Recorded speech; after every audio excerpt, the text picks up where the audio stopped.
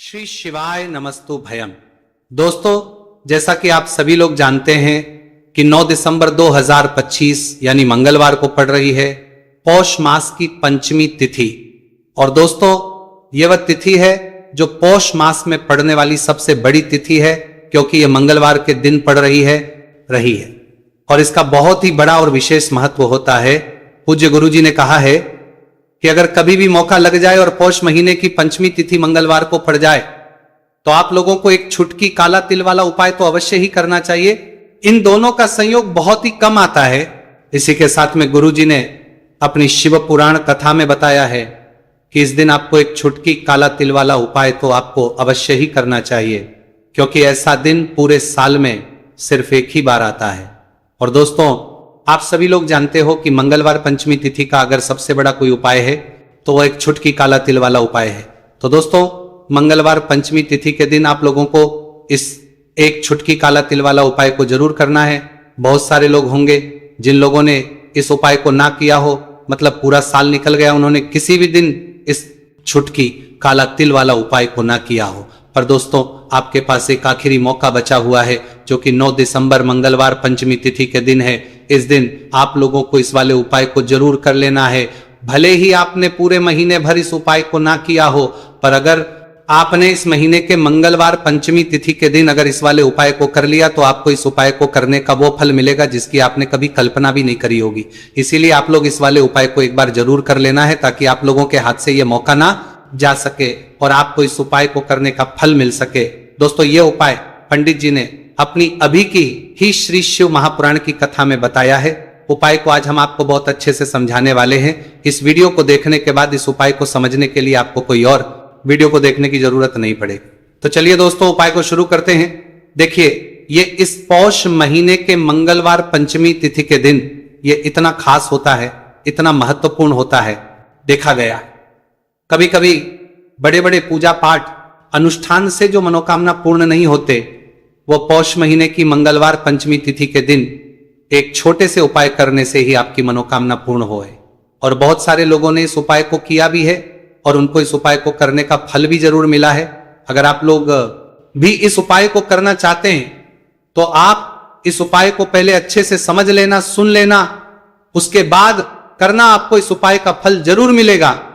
और इस उपाय को कर लेने से आपके घर में चाहे किसी भी प्रकार की दुहक और समस्या क्यों ना चल रही हो, आपको उसका कारण भी नहीं पता है कि भाई यह समस्या किस कारण से चल रही, उसका कुछ भी कारण हो सकता है, जैसे पितृ दोष हो सकता है या किसी भी तरह का मंगल दोष भी हो सकता है। तो इस दिन आप लोगों को यह वाला उपाय कर लेना है। यह एक ऐसा उपाय है जिस उपाय को अगर किसी विशेष दिन पर किया जाए तो भाई उस विशेष दिन का जो है वह तो हमें मिलता ही मिलता है, पर हमने उस दिन पर इस उपाय को किया है तो हमें उससे भी बड़ा फल मिलता है, और फल बहुत जल्दी मिलता है, क्योंकि आप इस उपाय को बहुत ही बड़े और विशेष दिन पर रहे हो। तो चलिए अब उपाय के बारे में बात करते हैं, लेकिन उससे पहले आप लोगों को यह जानना आवश्यक है कि आखिर यह उपाय किस समय करना है, किसको करना है और कैसे करना है। तो चलिए हम आगे आपको वीडियो में एक एक करके बता देते हैं। लेकिन उससे पहले अगर आप लोग हमारे चैनल पर पहली करेंगे बाहर आए हैं या फिर मेरी आवाज आज पहली बार सुन रहे हैं तो हमारे चैनल को सब्सक्राइब जरूर कर लेना और इस वीडियो को लाइक करके कमेंट बॉक्स में श्री शिवाय नमस्तु भयम ओम नमः शिवाय जरूर टाइप कर देना। तो दोस्तों, इस एक छुटकी काला तिल वाला उपाय को हमें इस मंगलवार पंचमी तिथि के दिन कैसे करना है, किसको करना है, किस समय करना है और कहां पर करना है, ये सारे सवालों के जवाब आपको इस वीडियो में मिल जाएंगे। और जो ये वीडियो देखेगा भाई, उसको एक छुटकी काला तिल वाला उपाय जरूर करना चाहिए, क्योंकि इस दिन काला तिल का भी बहुत ही बड़ा और विशेष महत्व होता है। और बात आ जाए एक छुटकी काला तिल वाला उपाय की, तो ये सोने पे सुहागा वाली बात हो जाती है और ये एक बहुत ही बड़ा उपाय हो जाता है इस मंगलवार पंचमी तिथि का। तो अब दोस्तों, इस एक छुटकी काला तिल वाला उपाय को आखिर करना किसको है, सबसे पहले हम लोग वो बात जान लेते हैं। तो देखो, घर की जो बड़ी माताएं बहनें होती हैं, उन माताओं बहनों में से कोई भी एक बड़ी माता बहन इस वाले उपाय को कर सकती है। और दोस्तों, अगर आप तो अपने घर में से सभी सदस्यों को भी इस उपाय को करवा सकते हैं। अगर किसी व्यक्ति की खुद की कोई मनोकामना है, खुद की कोई दुख और परेशानी है जो कि वह अपने लिए ही करना चाहता है, इस वाले उपाय को तो वह खुद अपने लिए भी कर सकता है। बाकी अगर कोई घर में से ऐसा है जो कि अपने पूरे घर परिवार की सुख और शांति के लिए यह वाला उपाय करना चाहता है तो भाई वो भी कर सकता है, उसमें भी कोई दिक्कत वाली बात नहीं है। कहने का मतलब है कि इस उपाय को हर एक सदस्य भी कर सकता है और पूरे घर परिवार के सदस्य के लिए घर की बड़ी माताओं बहनों में से कोई एक माता बहन भी कर सकती है। माताएं बहनें अगर घर में उपस्थित ना हो या वो ये वाला उपाय ना कर पा रही हो तो फिर घर का कोई बड़ा सदस्य भी इस एक छुटकी काला तिल वाला उपाय को कर सकता है, चाहे फिर वो पुरुष ही क्यों ना हो, उसमें कोई भी दिक्कत वाली बात नहीं है। उसके बाद में दोस्तों जो अगला प्रश्न निकल आता है वो ये आता है इस उपाय को लेकर कि आखिर इस उपाय को हमें किस समय करना है, सुबह के समय करना है कि शाम के समय करना है। तो देखो इस वाले उपाय को आप लोग सुबह के समय भी कर सकते हो और शाम के समय प्रदोष काल में भी कर सकते हो। अब अगर आप पूछो कि भाई सब सबसे उत्तम समय कौन सा रहेगा इस एक छुटकी काला तिल वाला उपाय को करने का, तो हम आपसे बस यही कहेंगे कि इस उपाय को आप सुबह के समय करेंगे तो ज्यादा बेहतर होगा। बाकी अगर प्रदोष काल शाम के समय भी करेंगे तो भी अच्छा होगा, उसमें कोई भी दिक्कत वाली बात नहीं है। तो अब दोस्तों जो अगली सबसे बड़ी और महत्वपूर्ण बात आती है वो ये आती है कि सुबह अगर हम उपाय को करेंगे तो हमें कितने बजे से लेकर कितने बजे तक के बीच में करना है और शाम के समय प्रदोष काल में करेंगे तो हमें कितने बजे से लेकर कितने बजे के बीच में करना है। तो देखो सुबह जितनी जल्दी हो सके आप उपाय को करने की कोशिश करना कि अगर किसी कारणवश लेट भी हो जाओ, थोड़ी देर भी हो जाए तो 10 या 11 बजे तक भी आप उपाय कर लेना, पर 12 बजे से ज्यादा देरी ना हो, ठीक है, इस बात का ध्यान रखना। उसके बाद में दोस्तों अगर शाम के समय प्रदोष काल की बात करें, प्रदोष काल का जो समय है होता है वो शाम के 6 बजे से शुरू हो जाता है। मतलब शाम के 6 बजे से लेकर 7 बजे के बीच का जो समय होता है यह समय प्रदोष काल का समय होता है। तो आप उपाय को 7 या 8 बजे के बीच में भी कर सकते हो। मतलब शाम के 6 बजे से रात 8 बजे के बीच में आप कभी भी इस वाले उपाय को कर सकते हो, उसमें कोई भी दिक्कत वाली बात नहीं है। देखिए यदि आपके जीवन में संकट बहुत ही अधिक चल रहे हो, समस्याएं बहुत ही अधिक चली हो, एक एक रूप खर्च करने आपको बस ओढ़ रहा है, भूमि से जुड़ी हुई कोई भी समस्या हो या फिर आपके विवाह से जुड़ी हुई कोई भी समस्या हो या आपके व्यापार से जुड़ी हुई कोई भी समस्या हो, तो आपकी ये सारी समस्या इस मंगलवार पंचमी तिथि के दिन समाप्त होने वाली है। तो चलिए दोस्तों जानते हैं उस विशेष उपाय के बारे में। देखिए इस वीडियो में हम पूज्य गुरु जी द्वारा बताए गए 3 बहुत ही चमत्कारिक उपायों के बारे में जानेंगे। देखिए ये जो उपाय है आपके जीवन से दुर्भाग्य का तो अंत करेंगे ही, साथ ही साथ यदि आपके जीवन में धन की समस्या चल रही है तो वह सभी भी आपकी समाप्त हो जाएंगी। देखिए गुरुजी ने बताया है कि जब भी मंगलवार पंचमी तिथि का दिन पड़े तो हमें कर्ज मुक्ति के लिए कुछ उपाय करने चाहिए। इसी के साथ हमें धन प्राप्ति, भूमि से जुड़े कार्यों और विवाह के लिए भी उपाय करने चाहिए। तो चलिए दोस्तों जानते हैं गुरुजी द्वारा बताए गए सबसे पहले उपाय के बारे में।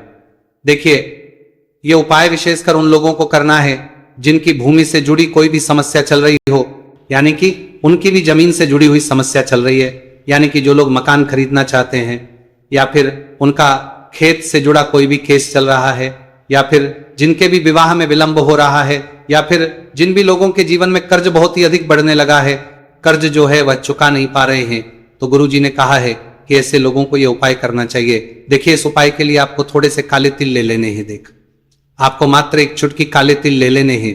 इसी के साथ में आपको थोड़ा सा शहद ले लेना है। फिर सबसे अंत में आपको एक लोटा शुद्ध जल ले लेना है। तांबे के पात्र के अंदर आपको अपने घर से शुद्ध जल ले लेना है और इन सभी सामग्रियों को आपको लेकर के पहुंच जाना है। भगवान शिव के मंदिर में देखिए पूज्य गुरु जी ने बताया है कि इस उपाय को आप सुबह से लेकर के शाम तक किसी भी समय में कर सकते हैं। देखिए मंदिर पहुंचने के आप जो काले तिल लेकर के गए थे उनमें आपको थोड़ा सा शहद लगा लेना है। देखिए आप जो शहद लेकर के आए हैं उस शहद में आपको ये काले तिल अच्छे से डुबो देना है और शहद से युक्त ये जो काले तिल हैं इन्हें आपको शिवलिंग पर अर्पित कर देने हैं या फिर आपको शिवलिंग के चारों तरफ अच्छे से काले तिल का लेपन कर देना है। पूज्य गुरुजी ने बताया है कि लेपन करते समय यदि आपके जीवन में कर्ज से जुड़ी समस्याएं चल रही हैं, लेपन करते समय आपको आर्यन मुक्तेश्वर महादेव का स्मरण करना है या फिर आपके जीवन में विवाह से संबंधित या फिर जमीन से संबंधित कोई भी समस्या चल रही है तो फिर आपको मंगलेश्वर महादेव का स्मरण करना है।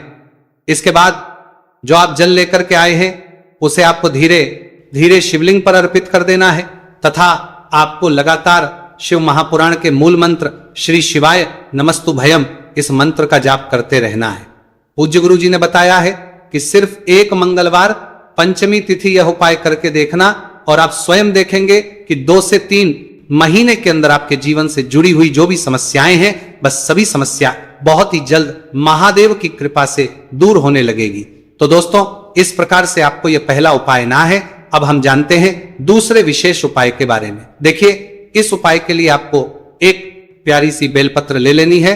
इसी के साथ में 1 लोटा शुद्ध जल लेना है तांबे के पात्र के अंदर और इसी के साथ में आपको थोड़ा सा शहद ले लेना है। देखिए मंगलवार का दिन है और मंगलवार पंचमी तिथि के दिन यदि हम शहद का उपाय करते हैं तो इससे महादेव हमसे बहुत ही अधिक प्रसन्न होकर के हमारी मनोकामना को परिपूर्ण करते हैं। देखिए दोस्तों यदि आपको बेलपत्र नहीं मिल पाती है तो आप भगवान शिव के शिवलिंग पर जो बेलपत्र छड़ी हुई होती है उसे शुद्ध जल से धो करके उसका उपयोग कर सकते हैं। तो इन सभी सामग्रियों को आपको भगवान शिव के मंदिर में लेकर के पहुंच जाना है। गुरुजी ने कहा है कि इस उपाय को भी आप सुबह से लेकर के शाम तक किसी भी समय में कर सकते हैं।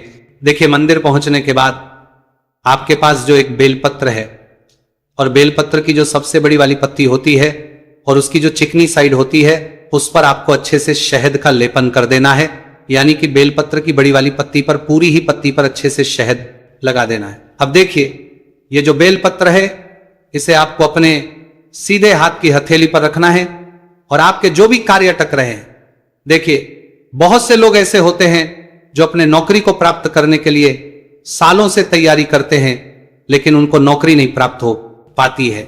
बहुत से ऐसे लोग होते हैं जो बहुत ही मेहनत करते हैं, धन भक्ति के लिए बहुत अधिक प्रयास करते हैं लेकिन फिर भी उनको धन प्राप्त नहीं हो पाता है। तो गुरुजी ने बताया है कि जब भी आपको अपने कार्यों में सफलता ना मिले तो फिर आपको मंगलवार के दिन इस उपाय को अवश्य करना चाहिए। देखिए अब आपको जिस भी कार्य में सफलता प्राप्ति करनी है उस कार्य को सफल बनाने के लिए आपको महादेव से प्रार्थना कर लेनी है और फिर ये जो एक बेलपत्र है इसे आपको भगवान शिव के शिवलिंग पर अर्पित कर देनी है। देखिए बेलपत्र की चिकनी साइड जिस पर आपने शहद लगाए हैं वह शिवलिंग से स्पर्श रहेगी और इसकी जो डंडी है वो आपको जलाधारी की ओर रखनी है।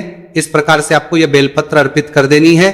अब देखिए आप जो एक लोटा जल लेकर के आए हैं उसे आपको भगवान शिव के शिवलिंग पर धीरे धीरे अर्पित कर देना है। श्री शिवाय नमस्तु भयम इस मंत्र का जाप करते हुए देखिए जैसे ही यह जल शिवलिंग से होकर के जलाधारी की ओर बह करके आएगा तो इसे आपको थोड़ा सा अपने सीधे हाथ की हथेली में झेल लेना है। इस जल को आपको अपनी दोनों आंखों पर लगा लेना है और इस जल का थोड़ा सा छिड़काव आपको अपने शरीर पर कर लेना है। पूज्य गुरुजी ने बताया है कि जब भी हम मंगलवार के दिन शहद वाली बेलपत्र शिवलिंग पर अर्पित करते हैं तो इससे हमें महादेव हर कार्य में सफलता प्राप्त करवाते हैं। यदि हमें अपनी मेहनत करने के बावजूद भी पर्याप्त मात्रा में सफलता नहीं मिल पा रही है तो गुरुजी ने कहा है कि आपको मंगलवार पंचमी तिथि के दिन ये चमत्कारिक उपाय अवश्य ही कर लेना है। अब दोस्तों हम जान लेते हैं गुरुजी द्वारा बताए गए तीसरे विशेष उपाय के बारे में। देखिए इस उपाय के लिए भी आपको मात्र 1 लोटा शुद्ध जल ले लेना है तांबे के पात्र के अंदर। फिर इसी के साथ में आपको एक प्यारी सी बेलपत्र ले लेनी है। बेलपत्र आपको ध्यान रखना है कि कैसे भी कटी हुई खंडित नहीं होनी चाहिए। अब देखिए मात्र 2 सामग्री लेकर के आपको भगवान शिव के मंदिर में पहुंच जाना है। पूज्य गुरुजी ने बताया है कि यह उपाय विशेषकर उन लोगों को करना है जिनकी कोई भी विशेष मनोकामनाएं जो कई दिनों से परिपूर्ण नहीं हो पा रही है, चाहे वह विवाह से संबंधित हो, नौकरी से संबंधित हो, व्यापार से संबंधित हो, चाहे किसी भी प्रकार की मनोकामना है जो परिपूर्ण नहीं हो पा रही है तो उसके लिए आपको यह उपाय करना है।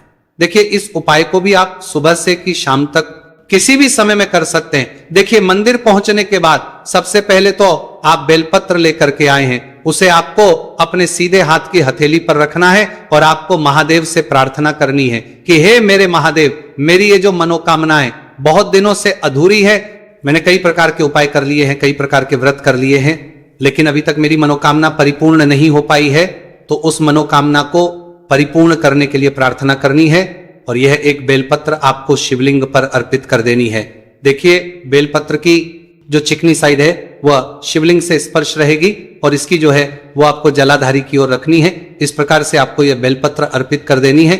इसी प्रकार से आपको यह बेलपत्र अर्पित करनी है। अब देखिए, आप जो एक लोटा शुद्ध जल लेकर के आए हैं, इसे आपको धीरे धीरे शिवलिंग पर अर्पित कर देना है। इस मंत्र का जाप करते हुए देखिए, जल अर्पित करते हुए आपको कम से कम 11 बार श्री शिवाय नमस्तुभयम या फिर ओम नमः शिवाय इस मंत्र का जाप कर लेना है। पूज्य गुरु जी ने बताया है कि जो भी व्यक्ति 9 दिसंबर मंगलवार पंचमी तिथि के दिन शिवलिंग के सामने इस उपाय को करता है तो उसकी जो भी मनोकामना है वह महादेव की कृपा से निश्चित ही परिपूर्ण हो जाती है। तो दोस्तों, यह थे पूज्य गुरु जी द्वारा बताए गए कुछ बहुत ही खास उपाय। अगर आपको जानकारी अच्छी लगी हो तो वीडियो लाइक करिएगा। मिलते हैं फिर एक नए वीडियो के साथ। श्री शिवाय नमस्तुभयम।